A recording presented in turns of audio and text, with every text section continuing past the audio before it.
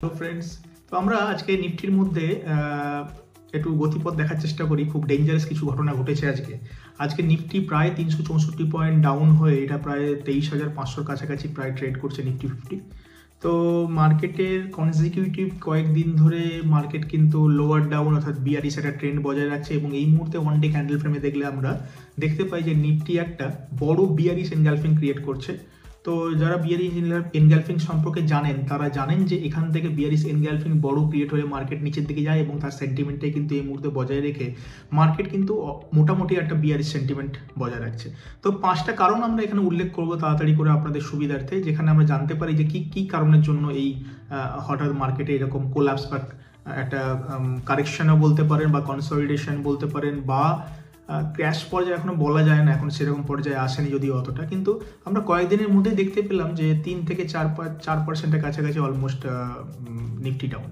তো প্রথম পয়েন্ট আমরা যদি বলি যে ফেড রেট কাট, তো ফেড রেট কাট সবাই আশা করেছিল যে 25 বেসিস পয়েন্ট যেটা আমরা বলি তার থেকে বেশি রেট কাট হবে, কিন্তু সেটা কিন্তু দেখা যায়নি। রাদার যিনি ওখানে ফেডারেল রিজার্ভ ব্যাংকের যিনি হেড আছেন উনি বলেছেন যে 2022 সালে যেখানে টপ ছিল সেখান থেকে 1% ডাউন করেছেন এবং সেটা 2024 সালে এই রেট কাট প্রায় 25 বেসিস পয়েন্ট রেট কাট। তো ইনভেস্টারদের মধ্যে একটা নেগেটিভ সেন্টিমেন্ট কাজ করেছে, ওনারা ভাবছিলেন যে এর থেকে বেশি রেট কাট হবে, যে রেট কাট এখনো হয়নি। ইউএস সেন্টিমেন্ট এই জন্যই কিন্তু নেগেটিভ এবং মার্কেট বিয়ারিশ, এবং আমরা সবসময় রেপ্লিকা করি ইউএস মার্কেটে। ইউএস এর ডাও জোন্স যদি বলি, ডাও জোন্স প্রায় 2.5 থেকে 3% ডাউন এবং ইন্ডিয়ান মার্কেটও সেভাবে সেটাকে রেপ্লিকেট করার চেষ্টা করেছে।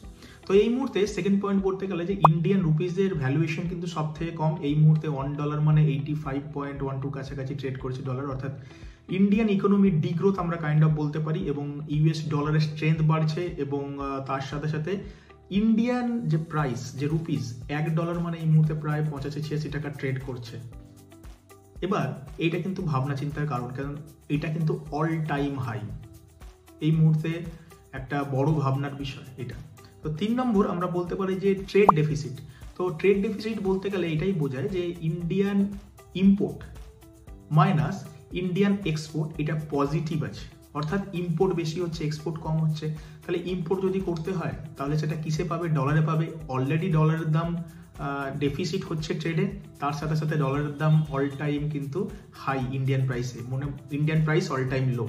তো সেখানেও একটা ট্রেড ডেফিসিট হওয়া এবং এই অল টাইম হাইয়ের যে কনসেপ্ট আছে সেটা দুটো মিলিয়ে কিন্তু মোটামুটি মার্কেটের ইন্ডিয়ান ইকোনমি মার্কেট কিন্তু সেন্টিমেন্ট বিয়ারিশ, অর্থাৎ মার্কেট নিচের দিকে যাবে।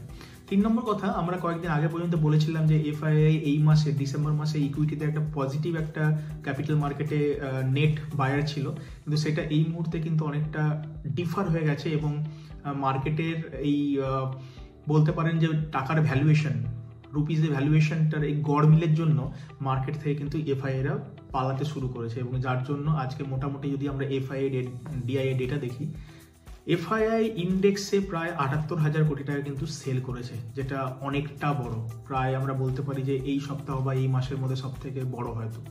তো 4 নম্বর আমরা কথা বলতে পারি যে বড় বড় যে কোম্পানিগুলো ছিল, ধরুন এশিয়ান পেন্টস বলুন বা নিফটি, যেগুলো বড় বড় কোম্পানি আমরা বলি, সেই কোম্পানিগুলো কিন্তু প্রায় হাফ দামে ট্রেড করছে। প্রায় নিফটির প্রায় 3500 টাকা কাছাকাছি এশিয়ান পেন্ট চলছিল, যে এশিয়ান পেন্ট আমরা কোভিডের সময় দেখেছি যে পজিটিভ রেজাল্ট দিচ্ছিল, সেটা এই মুহূর্তে কিন্তু অলমোস্ট 52 উইকস লোয়ের গন্ডি পেরিয়ে দিয়েছে এবং প্রায় 2300 টাকা কাছাকাছি ট্রেড করছে। তো এশিয়ান পেন্টের মতো এত বড় কোম্পানি যদি এত কম দামে ট্রেড করে, যার নিফটিতে ভ্যালুয়েশনস বলুন বা নিফটিতে ওয়েটেজ বলুন যাদের এত বেশি, সেই সমস্ত কোম্পানিগুলো কিন্তু নিফটির এফেক্ট করে এবং সেই জন্য কিন্তু মার্কেটের ট্রেন্ড ডাউনওয়ার্ডস। তো এশিয়ান আমরা যদি সব মার্কেটে দেখি, এশিয়ান মার্কেট যেগুলো আছে, জাপান মার্কেট বলুন বা চায়না মার্কেট বলুন, এগুলো মোটামুটি কিন্তু নেগেটিভে চলছে এই মুহূর্তে, অলমোস্ট নেগেটিভে চলছে। তো একসাথে যখন এশিয়ান মার্কেট সবসময় নেগেটিভে চলে, একা তো কেউ আলাদাভাবে চলতে পারে না, ইন্ডিয়ান মার্কেট কিন্তু সেই জন্য অল টাইম এই মুহূর্তে একটা বিয়ারিশ সেন্টিমেন্ট বজায় রাখছে। তো এই জিনিসগুলো যেগুলো বললাম, যে এফআইআই ডেটা বলুন বা ফেড ডেটা বলুন কিংবা রুপি ভ্যালুয়েশন বলুন, এই সবগুলো মিলিয়ে মিশিয়ে কিন্তু এই মুহূর্তে নিফটি ডাউন ট্রেন্ড। এবং যখন এফআইআই সেল অফ করে দিয়ে অন্য জায়গায় বেরোনোর চেষ্টা করে তখন সে একদিনে হয় না, সুতরাং আমরা ভাবছি যে এখান থেকে মার্কেট সমস্ত ইন্ডিকেট করছে আরও নেগেটিভ। তো এই তরজা কিন্তু চলবে, মানে এবং এই যে ঘটনাগুলো মার্কেটে এই মুহূর্তে ঘটছে, যদি ভাবেন যে আজকেই মার্কেট এখানে কনসলিডেট করে গেলে পরের থেকে বুলিশ নেচার ক্রিয়েট করবে, তা কিন্তু ডেফিনেটলি নয়। এবং এইখানেই লুকিয়ে আছে ইনভেস্টমেন্টের একটা সত্য, যে আমরা যে কথা বলি যে always buy in the dip, মানে যখন মার্কেট একবার ডাউন যাবে তখন কেনা, এবং যখন মার্কেট অল টাইম হাই যাবে তখন কিন্তু বেরিয়ে আসে। তো আবারও কিন্তু প্রমাণিত হলো যে এই কথা কিন্তু সমানভাবে applicable through out the day এবং থ্রু আউট দ্য ইয়ার্স। তো নমস্কার, ডিডি ভ্যালু ইনভেস্টিং এর পক্ষ থেকে আপনাদের সবাইকে আমাদের এই চ্যানেলে স্বাগত। এবং সত্যি কথা বলতে আমরা আপনাদের কাছে বাংলা ভাষায় প্রতিদিন নিয়ে আসার চেষ্টা করি যে স্টক মার্কেট কিভাবে চলে, কিভাবে এফেক্ট করে স্টক মার্কেট।